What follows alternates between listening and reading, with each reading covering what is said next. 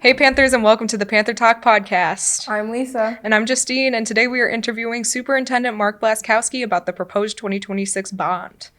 Thank you so much for having me. I'm excited to answer some questions for you. We're excited to have you here. This is a big thing for us. Yeah, Mr.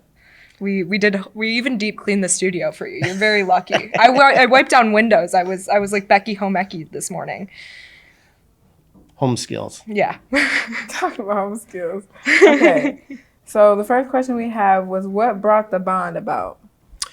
Well, actually, there's a couple things. The first thing was the timing of it was unique. So as bond monies get paid down, there's opportunities to kind of refresh them or renew them. So that could generate money for the district to do these big projects without increasing the rate of taxes on the taxpayers. Right. Now is not the time to be increasing taxes on our community. I understand that. My son lives in Roseville. He pays taxes. So the other piece was from our last bond that we did that dealt with infrastructure, it's getting to be 15 years ago. And so a lot of the big ticket things are starting to fail, such as HVAC or air conditioning and heating and cooling and those types of things. And those are really big dollars. And if we had to pay that out of the general fund, it would deplete all of our money, and we have to pay people's salaries and staff. One thing that I want to make clear is that bond money cannot be used for any salaries. It only can be used for infrastructure.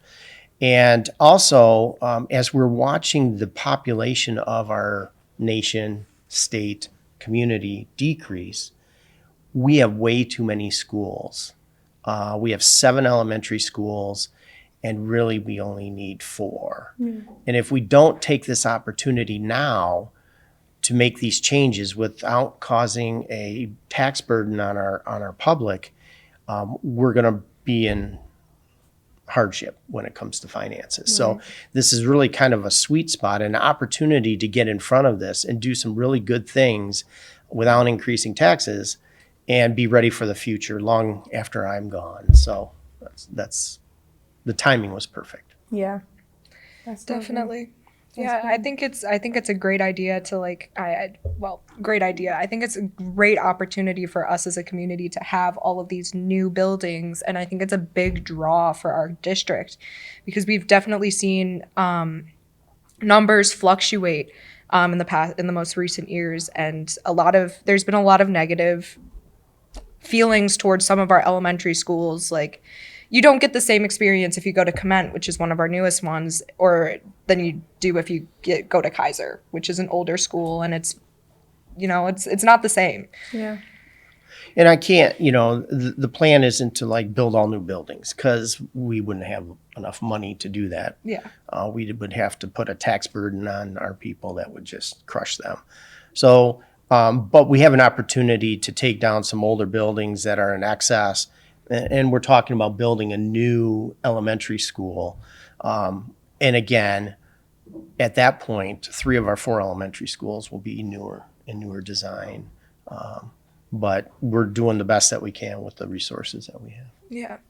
And I was reading through the bond packet. You guys proposed an early childhood center, correct? Yes. So we're talking about converting Fountain Elementary School to an early childhood center. It's been kind of a dream of ours to do this, but the opportunities have not presented themselves until now when we have this opportunity to do it. This would be able to have a specialized building to deal with what we call the little kids, and specialize programs and activities for the families and the kids. And we chose Fountain because it was centrally located. And that way, our community can get there pretty easily no matter where it is. If you put it on the north end, then you've got people all the way on the south end that have to drive all the way there. And also it helps reduce the amount of busing if we provide busing, which we do for our preschool kids, because the less time they're on there, the better. So. And if we do move forward with the early childhood center, what will happen to the staff at Fountain Elementary? Yeah, so remember, we are building our plan is to build a new elementary school, and we need staff members to go there, right? So same with Patton, Kaiser, and Dort, those teachers would be redistributed to the areas of need. And also same with the clerical piece, we would move them to another location as well. And over time, if we feel that we, because the population is still dropping, if we don't need those individuals, we would not rehire if they were to leave, whether it was for another job or retirement. We could right size our staffing over time as well. So my plan is not to lay people off. We'll still need custodians for the new building, right? We're going to have more kids in the current buildings that we keep, so we're going to have more staff for that as well. So the plan is to just reassign them and then adjust as needed as time goes on. Okay. So, like, if you do have to lay off staff, would they be receiving a check when they get laid off? Well, like I said, they have the opportunity to get unemployment, right? And there's a cost to the district for unemployment. So we end up paying somebody money and not having them work. Yeah. I would rather keep them on, right? And then reduce over time as people retire and leave. Okay, good. I got laid off once, side story here. I worked at Centerline right out of college. I had a job before I finished student teaching, and in 6 months they laid me off because back in the day they passed millages to fund local schools. They don't do it that way anymore. And I got laid off in 6 months. I know how that feels, right? Because it's a gut punch, right? Yeah. So, Absolutely. Not to mention all the responsibilities that you have. I was getting married. I had moved out to an apartment, like all those adulting costs and bills that you have to pay, and then you get laid off. Yeah. So I know how that feels, and I haven't forgotten. And it's been, 33 years ago or whatever it was. So that's why I will choose to go down that other path if I can. So in the bond, you also proposed demolishing Eastland Middle School and shifting all of the kids into one middle school. Will Roseville Middle School be able to accommodate that? And how is that going to look? Yeah, absolutely. Roseville Middle School was the original Roseville High School. Not the original, but was a high school. And it can hold at least 1,200 kids in it. And our plan, and combining them together, is it'll be between 800 and 900. So there's a lot of space available to that. In this plan, though, we really want to transform that school, and not to feel like, the Eastland kids got pushed over to Roseville Middle. We want to really rebrand it, rename it. We're going to do a lot of work over at that building, including adding an additional wood shop, adding another gym, an auxiliary gym, to accommodate the additional students and more classes and opportunities for them. There's a lot of empty space at that building to use, and so we need to maximize that. The more efficient we become, the more programs we can run for kids. If I have to keep calling contractors in to fix things, then that draws money away from projects and programs for kids. Side question. Is the floor in the gym at RMS original? Oh. Do you know? It's the same floor since I started in 92 for sure.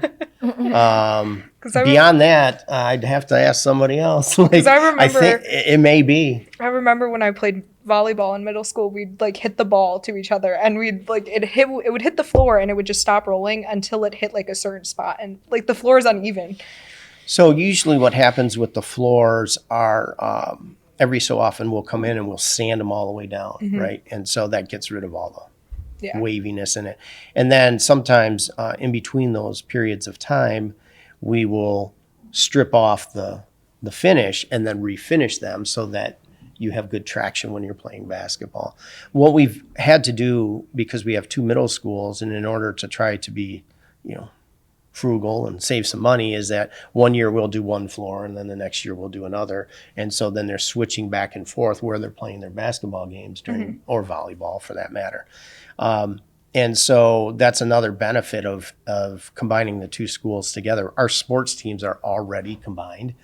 And so kids won't have to be transported from one school to another to go to practice or games or anything else. They will all be right there and they'll all be together. And I think that'll be good for kids. Absolutely. I remember having to wait for the activities bus was so Yeah. annoying. Oh my gosh. Yeah, heaven forbid something happened where it got held back in traffic Yeah, or snow piles And or then something. coach gets mad that you're late. Yeah, well, tell the bus driver it wasn't me. Yeah. So I think that will help the culture of the building as well. So. Yeah, absolutely. I mean, I can only say good things about having to merge together to play sports and, doing concerts together for band. And it was just such a cool experience. We wouldn't be friends right now That's how we met. if we didn't have that experience. So it's very cool that we do that. However, I think merging everybody together and then you don't get to high school and it's such a shell shock, culture shock moment where you're like, I have no idea who any of these people are, and you're the only Eastland kid in a classroom full of Roseville Middle School kids, and it's just Overwhelming. it's overwhelming. Well, think of this. The bond of friendships of the kids. You will be in the same place 7 years, Right. right? And instead of only 4, maybe at the high school. You just get to know each other better, and they could be lifelong friends because you've spent so much time together. So Absolutely. it's a good thing. I know there's a lot of people here at the high school that were talking about the library and they wanted to get the library back. Yeah, that's not in the plan for the bond, but that doesn't mean we can't do that separately. Really, to transform the library, we've tried to create a collaborative space where classes can come down and work together in groups and have a more open space. That was our vision. We also understand the value of reading and books and those types of things, and as we move forward, we will look at those types of things. We were able to finally get the libraries at the elementaries back up. The problem is staffing it. There's a cost to staff it, not just the bookshelves and the books. It's an ongoing cost. And in secondary scenarios, it's not necessarily a class. It's just a person. And if you want somebody that's qualified, which is very hard to find because they're even talking about removing the certification for media arts, like, for to be a librarian, because nobody's in it. No colleges offer it. It's very difficult to do that. And so we can look at that in the future, and we would be able to change that as we look at finances. As superintendent, I have to worry about money. So the cost for staffing is almost 90% of our budget. It's a big chunk because we have to have people here. And so looking at somebody who is in the library that really isn't accounting for kids in a class, that's an extra cost. So, but we can look at that at a later date. I think the priority here is to right size so that we do have the possibility to fund somebody to be in the library. Like maybe one of those teachers could come in and be that person instead of laying them off, for instance, right? So, but we're going to have to do this work first before we move on something like that. So we now know that the library is not coming to RHS, at least for now. But what updates will be made to RHS?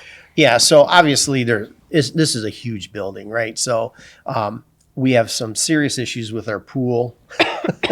Our swimming pool is heated one day and maybe not the next. That will be addressed. We're going to fix all that infrastructure to make that the way it should be. Also, we are looking to remove the skinny lockers that are useless. You can't put anything in them. But at the time, we had like 2,000 kids in this school. Like it was crowded. So we're going to remove those and put real lockers. I call them real lockers in there, similar to that's in the newer section of the building. So those are some things that are right off the top of my head. Are there going to be any updates to like our auditorium or anything? So there'll be a few here at this building, but the majority is going to be at Roseville Middle School, which is a much larger one. To be honest, the one here can't even house a concert of the kids here, right? No.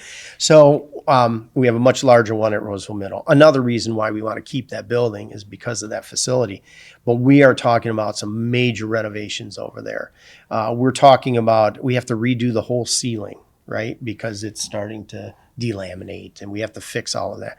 We're talking about newer sound systems, right? We're talking about expanding the lobby area so people don't have to be walking up steps in the middle of winter. We would incorporate that enclosed area, really making that look nice. And because of all the renovations at Roseville Middle and the combining of the two buildings together, we have to take a look at parking. And we want to try to get that parking a little closer to the auditorium instead of way across the street having the cross parkman. So there's some really good ideas that we've come up with to try to enhance the arts program and specifically that auditorium. Does that answer your question? That does. As a band kid, that really. Yeah. We're also we're going to allocate some money for new instruments too. Thank goodness. So it's time. Yeah. So. The ones from the last bond, while they are very great, they don't hold up very well. The Yamaha instruments don't hold up very well at all. I've been here I'm going to just tell you, I didn't pick the instruments. I know. The band teachers did. I know. I'm just saying. And we'll consult them again. Yeah. Like, we want them to have quality things that they're comfortable using in the classroom. And we've worked really hard to try to collaborate with teachers. Yes. And I mean, we've had such a huge amount of students join our band program in the past couple of years that we just don't have as many instruments to be able to to keep loaning them out to students. And like the basic ones like clarinet and saxophone and, trumpets we don't have as many as we used to because of like wear and tear, and it's hard for everybody to have an instrument. Yeah. In most districts, families have to rent the instrument, rent to own kind of idea. Mm-hmm. And we understand, finances and that can be a burden, and I'd hate some kid not to be able to participate. So we do our best to try to provide as many instruments as we can. Yeah. Especially some of the specialty instruments, like if you're going to play a baritone saxophone, I'm not sure anybody could afford that on their own. Oh, absolutely. So some of them are so expensive, but you need the sound, mm-hmm. and you need that in whether it's an orchestra or a marching band. So it sounds like I'm a band guy, but really I'm not. I just had two kids that went through it, so I know, and I support them 100%. Yeah. We also, like in the last bond, we got some really cool instruments. Like we have contrabass clarinets now, we have bass saxophones, we have like a bunch of really cool instruments that I don't believe we had before the last bond. So like I'm very glad that more instruments are going to be able to be purchased with this upcoming bond. Yeah.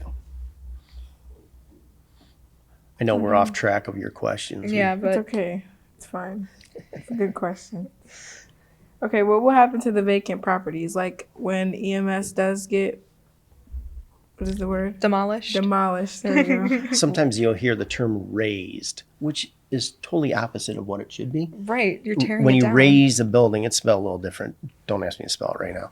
But to raise a building is to tear it down. When you would think it would be raised, is to lift, right? So, yeah. But anyway, you might hear that term. But yeah, to be demolished and taken down and removed, that's where the new elementary school is going to go. Okay. And our vision is to remove that first, so that when we do build that new elementary school, we have the full property to design and plan, and we're not trying to work around a building that's in the way.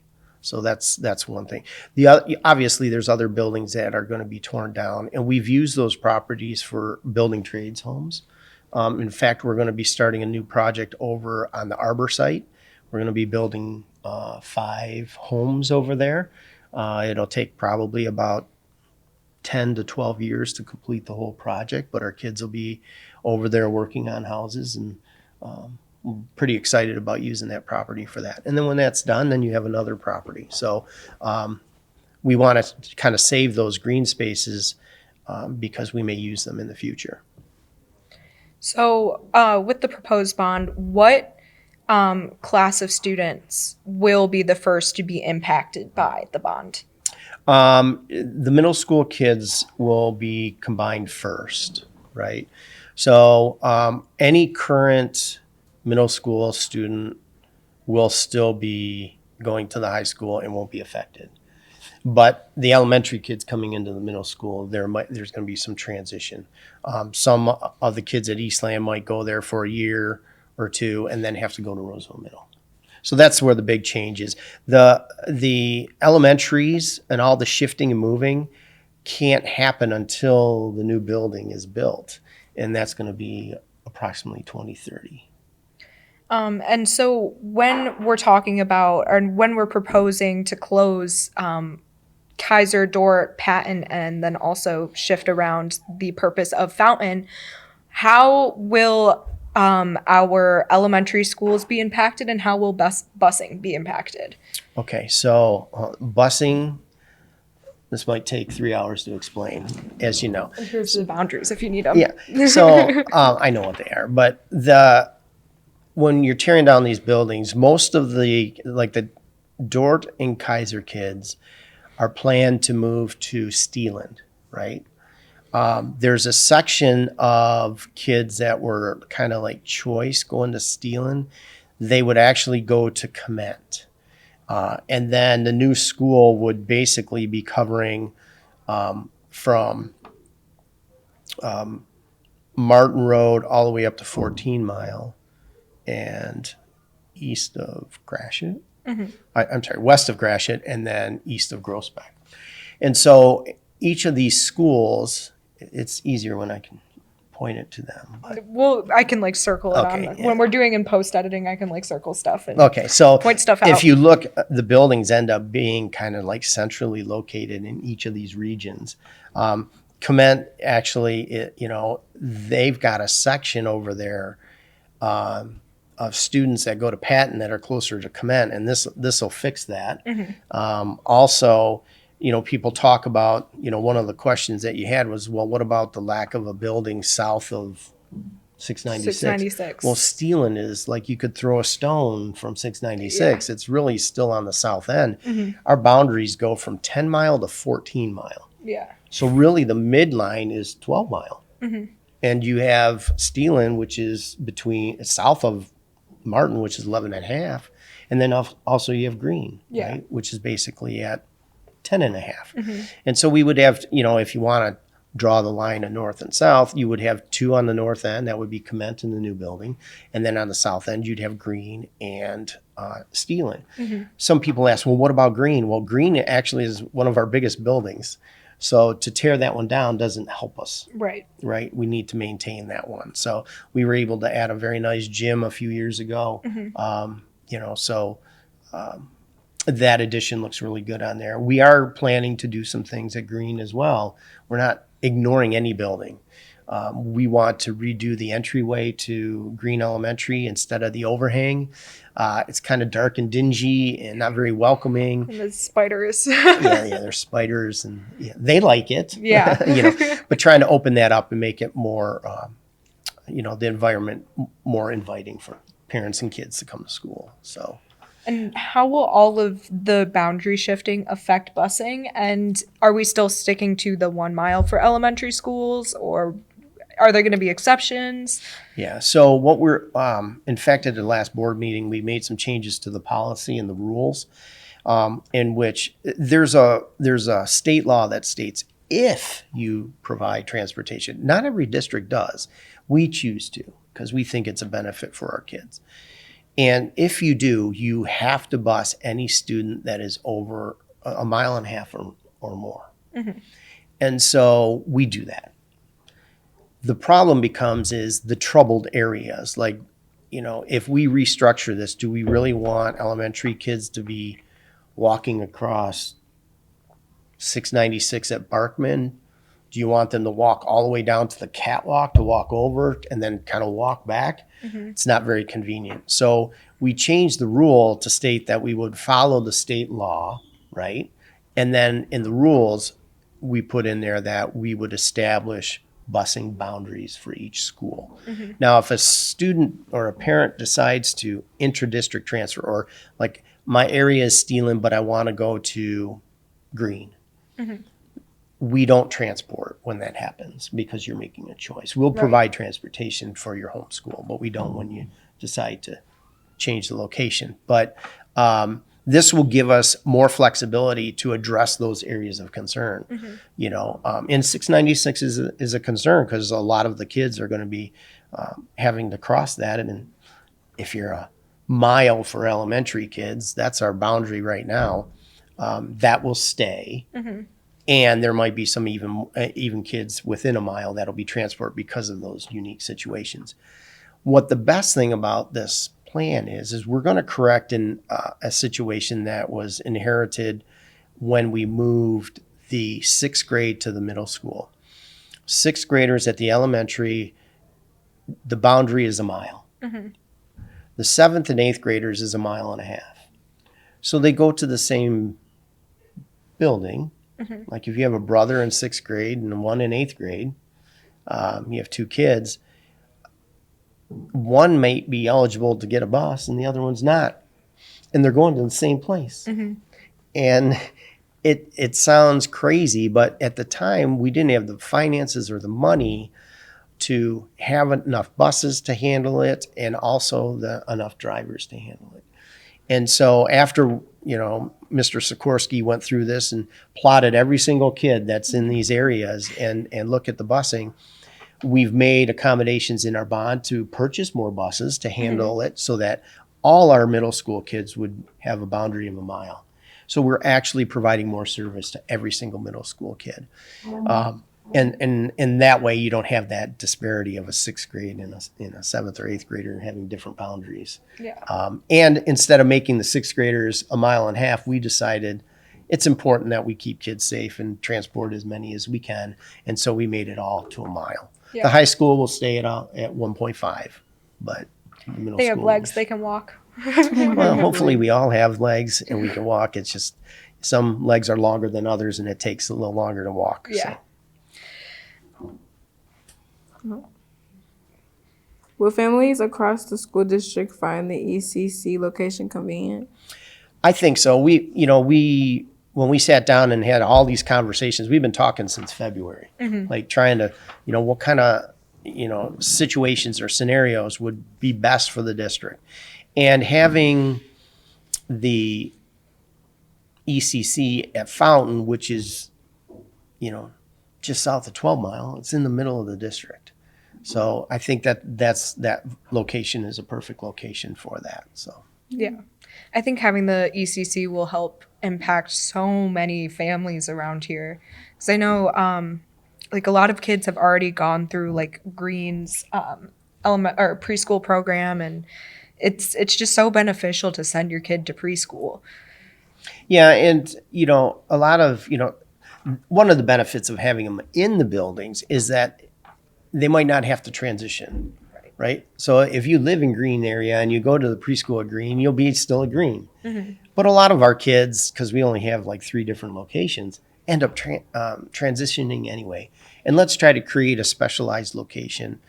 We're going to update Fountain so that every classroom has a bathroom inside of it, and meet all the licensing requirements in every classroom. Yeah. So Awesome. I love that. So, like, for the child center, would it be like a certain ages, like certain age kids going like 3, 4, 5? So it'll be 5. obviously preschool, so Yeah. before kindergarten, but we also plan on housing our early childhood special education. So those kids are still under kindergarten age. And we're also looking at including DK and young 5s in that location as well. Because those kids actually transition to a kindergarten after that. Yeah.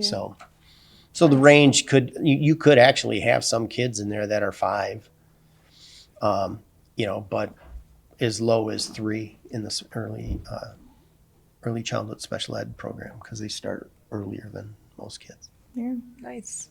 So all of the other special ed programs at the other buildings will be removed and officially moved to Fountain, and Fountain will be the only place with early childhood care, correct? Yes, but you'll still have special education programs K-5 Right. still. We have our cognitively impaired programs. Yes. Our deaf of hard of hearing programs. They'll still be in locations. So, but yeah, the littles, as we call them, like I said before, the real little ones. Yeah. Yeah, we'll move to that location. Now that could change. Like if there was some reason that we didn't have enough room at Fountain, Right. we might have to house something somewhere else. And most likely that would be our young fives, or would probably be the first to go to a regular kindergarten situation. Oh, can closed buildings be repurposed instead of torn down? Yeah. So the goal here is to downsize. If you close buildings, you still have to maintain them and pay for at least minimal heat and electricity. So you're not saving the money to put back into programs and kids. So, and tearing them down and keeping those properties for future use is in the plan. That's what we want to do. Keeping an old building that nobody's in every day, right? It's just going to be an eyesore. And you don't want people to try to break into them and all that stuff. So it's just too much of a cost to keep it up. And then you lose all those savings over time. Can I just say, how are you doing with all of this? What's your mindset with all of this? Depends what day you ask me. Yeah. So I'm really excited because I really think this is going to be great for the district. Yeah. This is a big move. It's a bold move. It's good for the district, but it's also the responsible thing to do. And so trying to, communicate that to people that it's not a fluff thing. These are things that we really need to do. And at the same time, we can enhance a lot of different things. And so, I'm excited about it. This is a lot of work. It comes with the job. And the stress comes with it, so, I'm really excited about it, and I look forward to being part of it. So. Will there be a parent committee like last time, helping spread the word of the bond and at some point. Right now, we're focusing on getting our plan together because we're still constructing it and working out some details. And we spent a lot of time with focus groups and talking to people and surveys and trying to use that information. And so that's what we're really focusing on. Once that happens, then we can shift our focus on communicating out all the details that have been approved. The stuff that we've talked about is all planned. It's not in stone. Right. These are things that ideas, and once the state says, then we can change our narrative and say, okay, this is what the plan says. And then we have to talk about, as a district, we can only communicate information. We cannot campaign. So if parents are interested and excited about this and want to campaign about getting the vote out, then an outside community group would do that. Yeah. So we've done that in the past. My hope is that I really want people to ask questions and hear about the reasons why, and that's why I'm here today. It's right. A lot of seniors this year are going to have an opportunity to vote in May because they'll be 18. So they can be part of something big, part of their legacy of their alumni and their school. And so really trying to get that information out. I don't want people to say, well, we tried to sneak it by. Yeah. That's not our plan. We want to be upfront, transparent on what the plan is, the reasons why, and why it's good for the district. So, yes. How did we choose what properties to close? Yeah, good question. Obviously, we just didn't, throw a dart. That's what I would have done. So again, if you look at our map, location was a big deal, right? Also, the age of the building. Like, I don't want to try to keep a building that's going to cost me a lot of money to maintain over years and years and years. We want to remove those costly buildings, and also the size.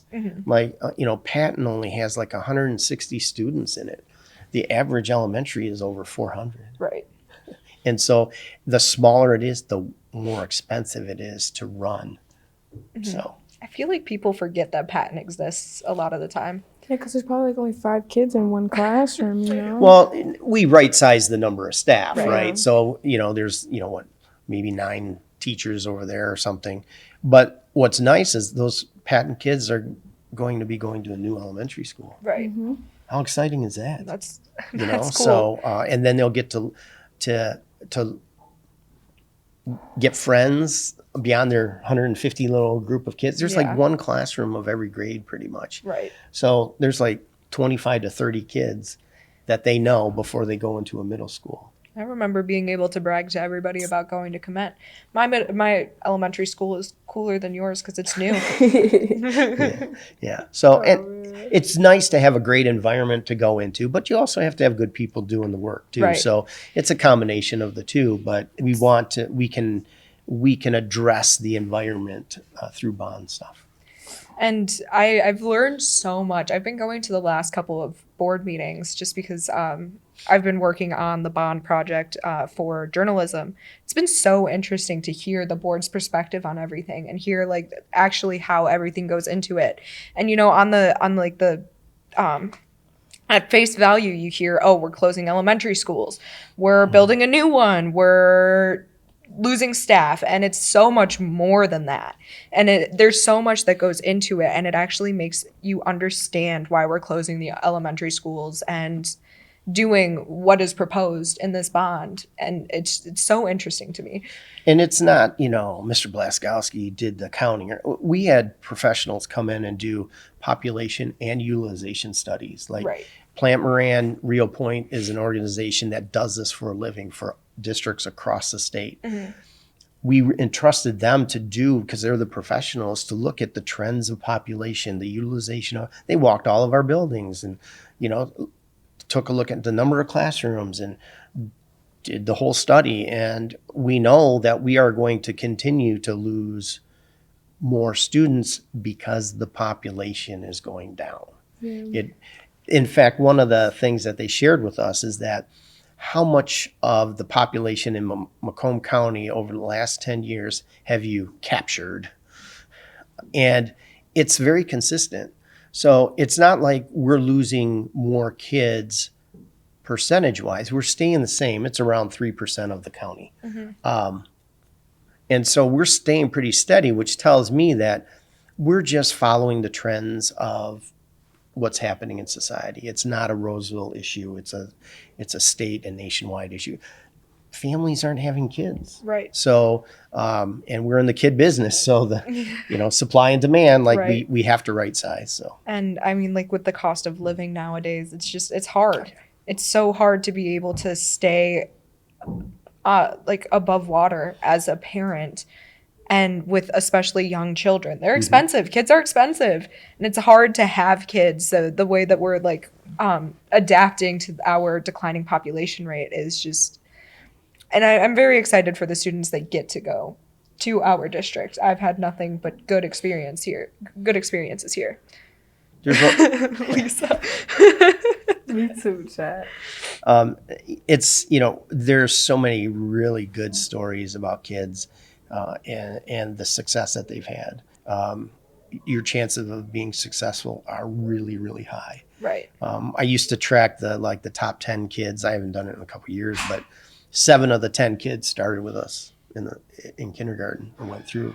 And I know that some kids, they want to come to Roseville because of what we offer. Not every district offers the supports that we do for kids, whether it's on the mental health supports or academic supports. We have a lot of support systems, K-12, for kids to be successful. Opportunities are there. They just need to take advantage of them, so I'm going off book here. that's fine. With the bond, will we see bringing back the cosmetology program and all the other specialized programs that we used to have at the high school, but have since gone away? So cosmetology, we were in a consortium. We never really had it here. Right. We had to send them to another district. So it all depends on the number of students of want and need. Like, here's an example. There was a big push of kids that wanted a guitar class. Yeah. Okay, let's make it happen.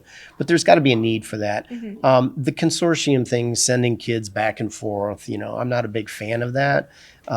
We try to provide as much as we can here.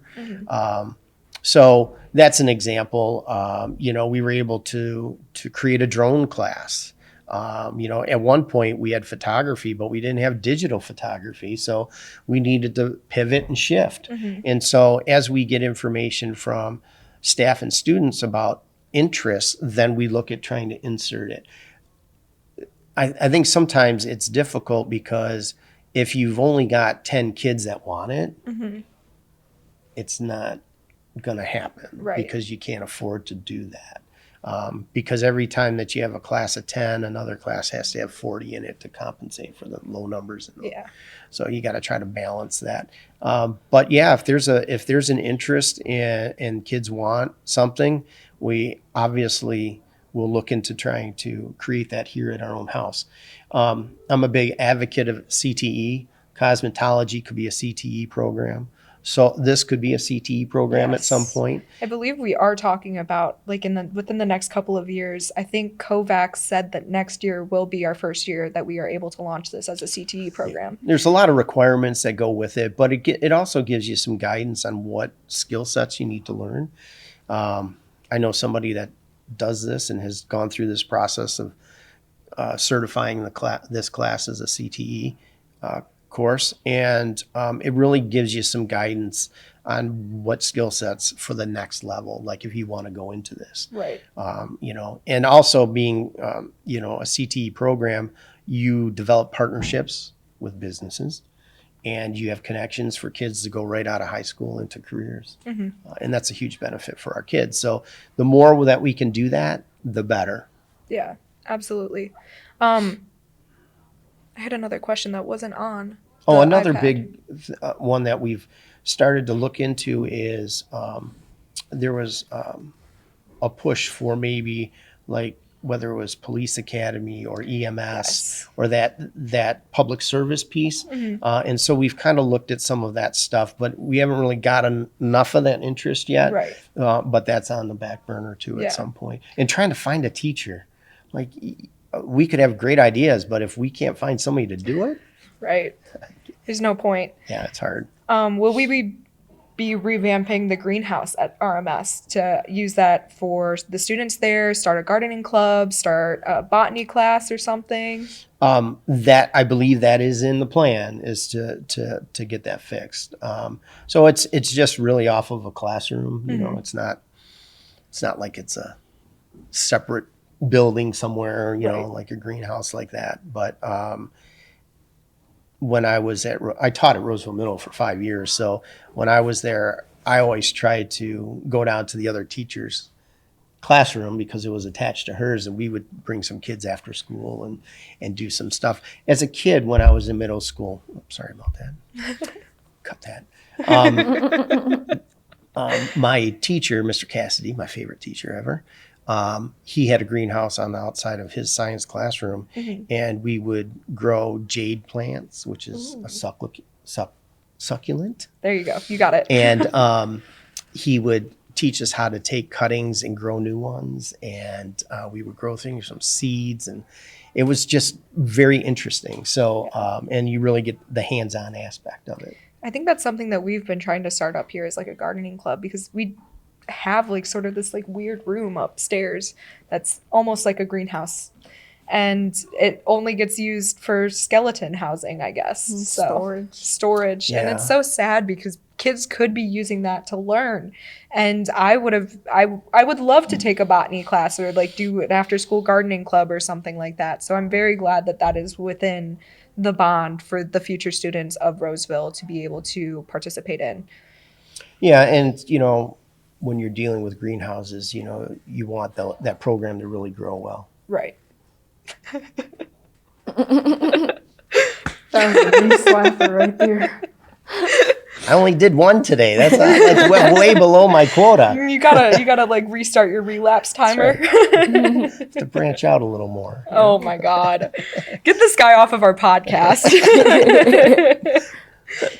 All right. I don't think we have anything else for you. So thank you so much for coming on to our podcast. Absolutely. And, hopefully as the plan progresses, we can revisit and we can talk about a little bit more about the details as they come about and, looking at, the design of the new building and what's going to be in there and how things are going to look. So, yeah.